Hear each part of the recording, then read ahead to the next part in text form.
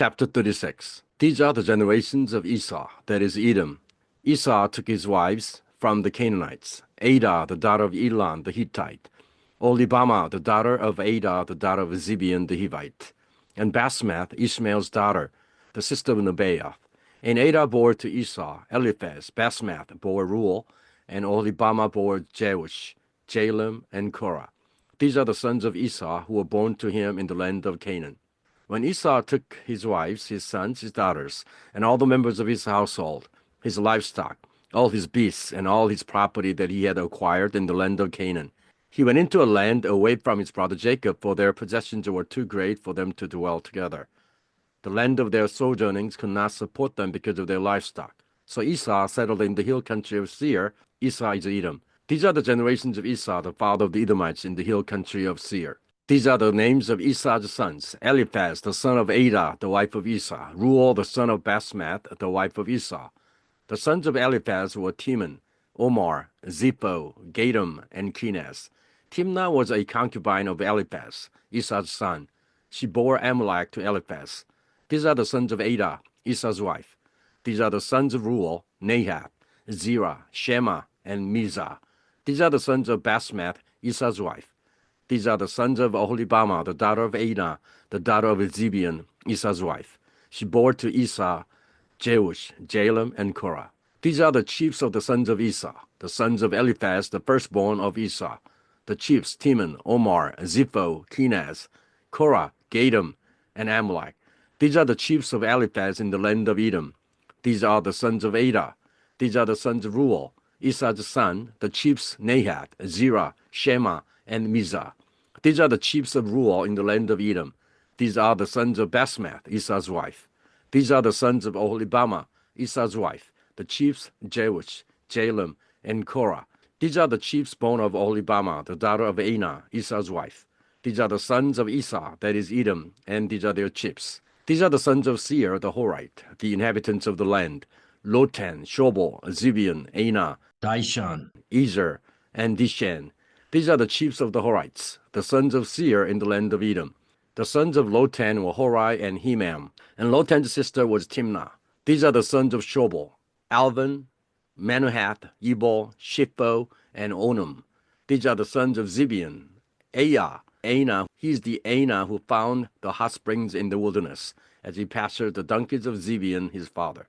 These are the children of Anah: Dishan and Oholibamah, the daughter of Anah. These are the sons of Dishan: Hamdan, Eshban, Ithran, and Kiran. These are the sons of Ezer: Bilhan, Zayavan, and Achan. These are the sons of Dishan: Oz and Aaron. These are the chiefs of the Horites, the chiefs: Lotan, Shobal, Zibeon, Anah, Dishan, Ezer, and Dishan. These are the chiefs of the Horites, chief by chief in the land of Seir. These are the kings who reigned in the land of Edom before any king reigned over the Israelites.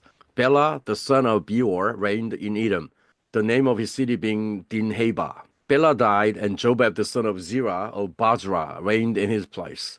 Jobab died, and Husham of the land of Temanites reigned in his place. Husham died, and Hadad, the son of Bedad, who defeated Midian in the country of Moab, reigned in his place, the name of his city being Avith. Hadad died. Semnah of Masrekah reigned in his place. Semnah died, and Shaul of Rehoboth on the Euphrates reigned in his place. Shaul died, and Baal-Hanan, the son of Akbor, reigned in his place. Baal-Hanan, the son of Akbor, died, and Hadar reigned in his place, the name of his city being Pal. His wife's name was Mehetabel, the daughter of Matred, daughter of Mazahab. These are the names of the chiefs of Esau, according to their clans and their dwelling places, by their names. The chiefs: Timnah, Alva, Zethad, Oholibamah, Elah, Pinon, Kenaz, Teman, Mibzar, Makbil, and Iram. These are the chiefs of Edom, that is Esau, the father of Edom, according to their dwelling places in the land of their possession. Chapter 37. Jacob lived in the land of his father's sojournings, in the land of Canaan. These are the generations of Jacob. Joseph, being 17 years old, was pasturing the flock with his brothers. He was a boy with the sons of Bilhah and Zilpah, his father's wives.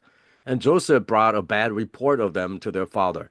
Now Israel loved Joseph more than any other of his sons, because he was the son of his old age. And he made him a robe of many colors. But when his brothers saw that their father loved him more than all his brothers, they hated him and could not speak peacefully to him. Now Joseph had a dream, and when he told it to his brothers, they hated him even more. He said to them, "Hear this dream that I have dreamed. Behold, we were binding sheaves in the field, and behold, my sheep arose and stood upright. And behold, your sheaves gathered around it and bowed down to my sheaf." His brothers said to him, "Are you indeed to reign over us, or are you indeed to rule over us?" So they hated him even more for his dreams and for his words. Then he dreamed another dream and told it to his brothers and said, "Behold, I have dreamed another dream. Behold, the sun, the moon, and 11 stars were bowing down to me." But when he told it to his father and to his brothers, his father rebuked him and said to him, "What is this dream that you have dreamed? Shall I and your mother and your brothers indeed come to bow ourselves to the ground before you?" And his brothers were jealous of him, but his father kept the saying in mind. Now his brothers went to pasture their father's flock near Shechem. And Israel said to Joseph, "Are not your brothers pasturing the flock at Shechem? Come, I'll send you to them." And he said to him, "Here I am." So he said to him, "Go now, see if it is well with your brothers and with the flock, and bring me word." So he sent him from the valley of Hebron, and he came to Shechem. And a man found him wandering in the fields. And the man asked him, "What are you seeking?" "I'm seeking my brothers," he said. "Tell me, please, where they are pasturing the flock." And the man said, "They have gone away, for I heard them say, 'Let us go to Dothan.'" So Joseph went after his brothers and found them at Dothan. They saw him from afar, and before he came near to them, they conspired against him to kill him. They said to one another, "Here comes this dreamer. Come now, let us kill him and throw him into one of the pits. Then we'll say that a fierce animal has devoured him, and we'll see what will become of his dreams."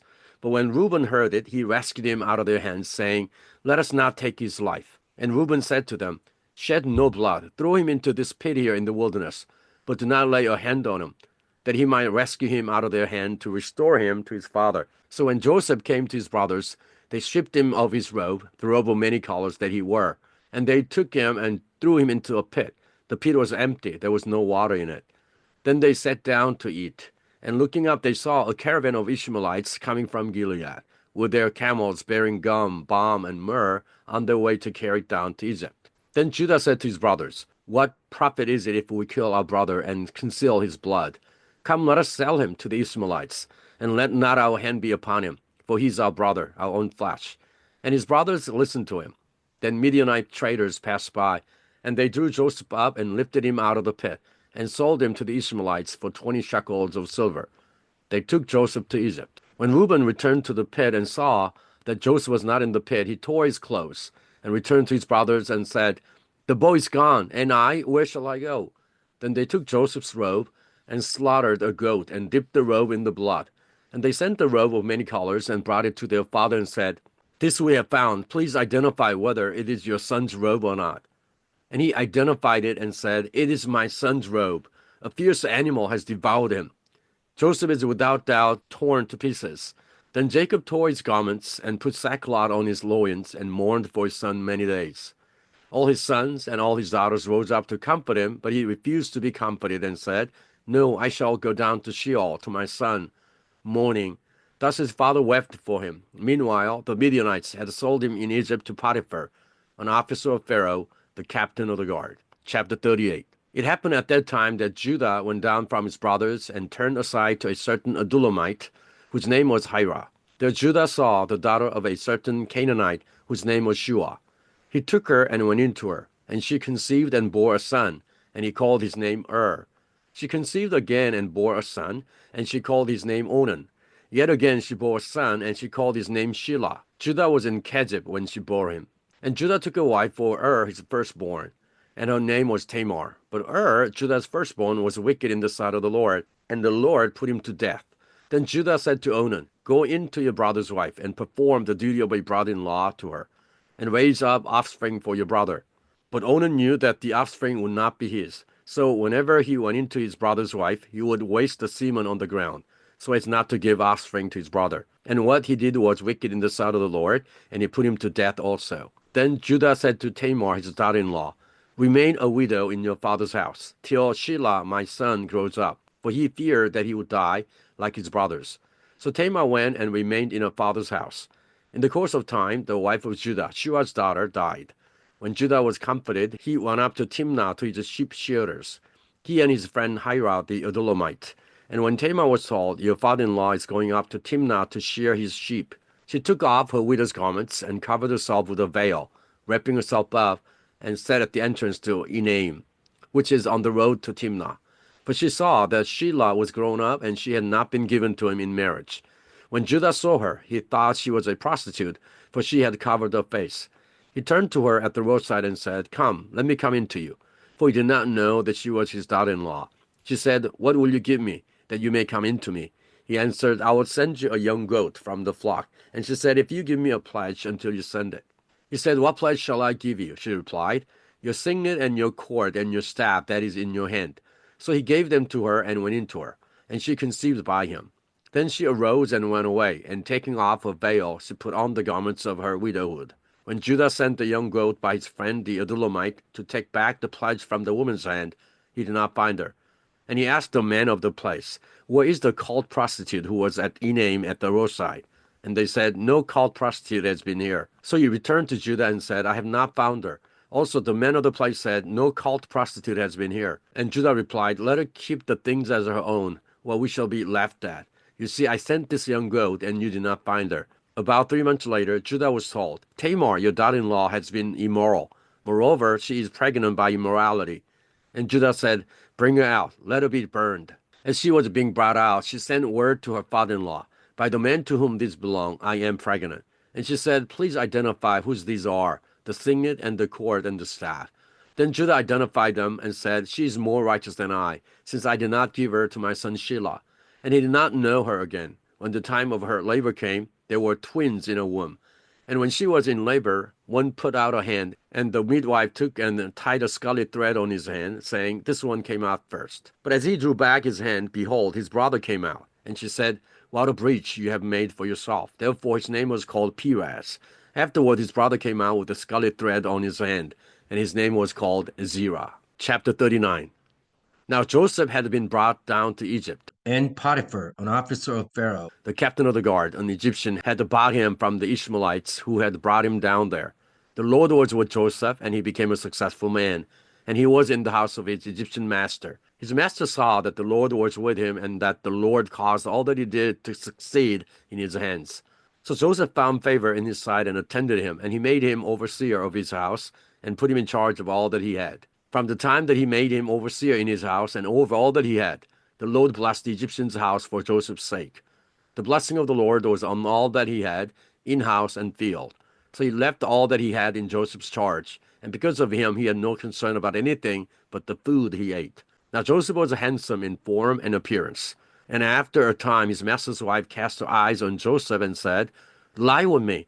But he refused and said to his master's wife, "Behold, because of me, my master has no concern about anything in the house, and he has put everything that he has in my charge. He is not greater in this house than I am, nor has he kept back anything from me except you, because you are his wife. How then can I do this great wickedness and sin against God?" And as she spoke to Joseph day after day, he would not listen to her, to lie beside her or to be with her. But one day, when he went into the house to do his work, and none of the men of the house was there in the house, she caught him by his garment, saying, "Lie with me." But he left his garment in her hand and fled and got out of the house. And as soon as she saw that he had left his garment in her hand and had fled out of the house, she called to the men of her household and said to them, "See, he has brought among us a Hebrew to laugh at us. He came in to me to lie with me, and I cried out with a loud voice. And as soon as he heard that I lifted up my voice and cried out, he left his garment beside me and fled and got out of the house." Then she laid up his garment by her until his master came home. And she told him the same story, saying, "The Hebrew servant whom you have brought among us came in to me to laugh at me. But as soon as I lifted up my voice and cried, he left his garment beside me and fled out of the house." As soon as his master heard the words that his wife spoke to him, "This is the way your servant treated me," his anger was kindled. And Joseph's master took him and put him into the prison, the place where the king's prisoners were confined, and he was there in prison. But the Lord was with Joseph and showed him steadfast love and gave him favor in the sight of the keeper of the prison. Chapter 40. Some time after this, the cupbearer of the king of Egypt and his baker committed an offense against their lord, the king of Egypt. And Pharaoh was angry with his two officers, the chief cupbearer and the chief baker, and he put them in custody in the house of the captain of the guard, in the prison where Joseph was confined. The captain of the guard appointed Joseph to be with them, and he attended them. They continued for some time in custody. And one night they both dreamed, the cupbearer and the baker of the king of Egypt, who were confined in the prison, each his own dream, and each dream with its own interpretation. When Joseph came to them in the morning, he saw that they were troubled. So he asked Pharaoh's officers who were with him in custody in his master's house, "Why are your faces downcast today?" They said to him, "We have had dreams, and there's no one to interpret them." And Joseph said to them, "Do not interpretations belong to God? Please tell them to me." So the chief cupbearer told his dream to Joseph and said to him, "In my dream, there was a vine before me, and on the vine there were 3 branches. As soon as it budded, its blossoms shot forth, and the clusters ripened into grapes. Pharaoh's cup was in my hand, and I took the grapes and pressed them into Pharaoh's cup and placed the cup in Pharaoh's hand." Then Joseph said to him, "This is its interpretation. The 3 branches are 3 days. In 3 days, Pharaoh will lift up your head and restore you to your office, and you shall place Pharaoh's cup in his hand as formerly, when you were his cupbearer. Only remember me when it is well with you, and please do me the kindness to mention me to Pharaoh, and so get me out of this house.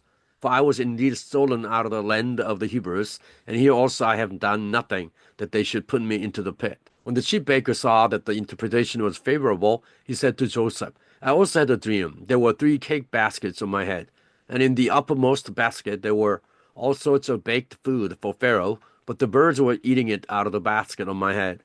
And Joseph answered and said, "This is its interpretation. The 3 baskets are 3 days.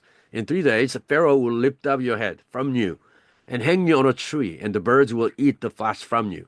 On the 3rd day, which was Pharaoh's birthday, he made a feast for all his servants, and lifted up the head of the chief cupbearer and the head of the chief baker among his servants. He restored the chief cupbearer to his position, and he placed the cup in Pharaoh's hand. But he hanged the chief baker, as Joseph had interpreted to them.